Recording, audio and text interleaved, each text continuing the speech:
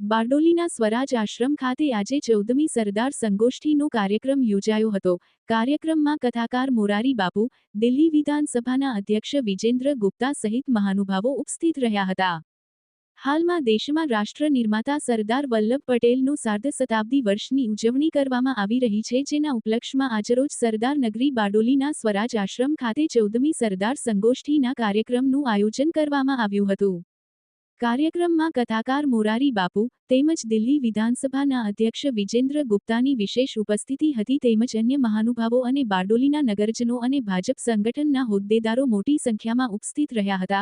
કાર્યક્રમમાં હાજર મહાનુભાવોએ સરદાર સાહેબ પ્રત્યેના પોતાના ઉમદા અને પ્રેરક વિચારો રજૂ કર્યા હતા। જગદીશ ભરવાડ, ન્યૂઝ 14 બારડોલી। જો આપણે ત્યાં એવી શાસ્ત્રીય માન્યતા છે કે કોઈ પણ તીર્થ હોય એને સમયે સમયે તીર્થકૃત કરવું પડે છે। બારડોલી સ્વરાજ આશ્રમ એ પણ આઝાદીનું એક તીર્થ છે, સત્યાગ્રહનું એક તીર્થ છે અને આ સંગોષ્ઠી 14 વર્ષથી ચાલે છે। પ્રતિ વર્ષ એ તીર્થનું તીર્થીકૃતિ પણ થઈ રહ્યું છે।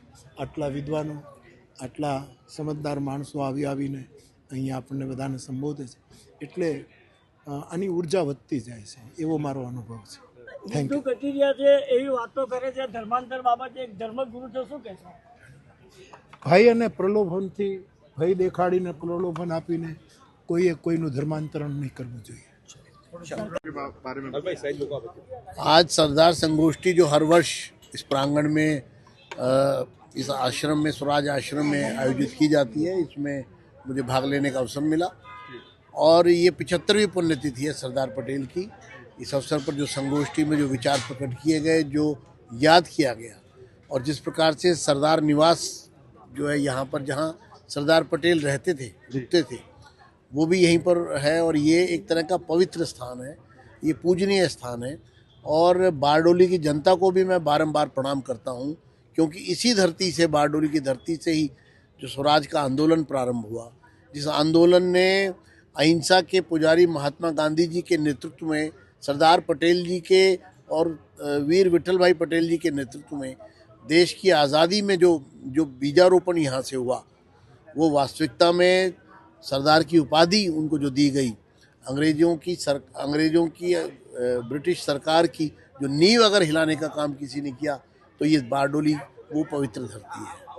और इसलिए मैं आज यहाँ पर उपस्थित होकर के हमने अपनी श्रद्धांजलि अर्पित की है।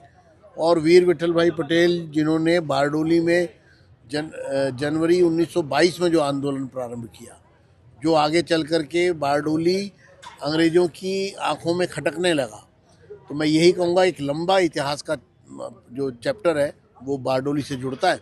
और इस अवसर पर आज मोरारी बापू को हमने दिल्ली विधानसभा की एक कॉफ़ी टेबल बुक भी जो है वो भेंट की है, जो वीर विठल भाई पटेल जी को समर्पित है।